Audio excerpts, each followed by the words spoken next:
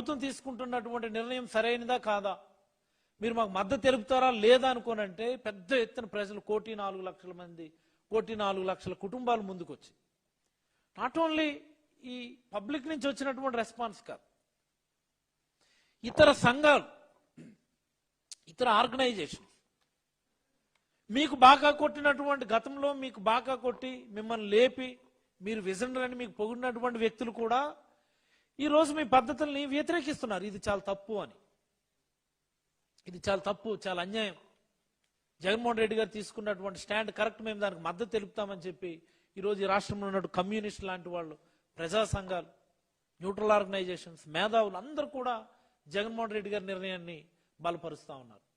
అయినా సరే మీరెవరు పద్ధతి మార్చుకోవడం లేదు, వెనక్కి తగ్గడం లేదు. ఏం పీక్కుంటారో పీక్కోండి అన్నట్టు మాట్లాడుతూ ఉన్నారు. ఆయన మీ తనయుడే మాట్లాడుతున్నాడు అలాగా. తిరిగి మళ్ళీ వైఎస్ఆర్ కాంగ్రెస్ పార్టీ వాళ్ళ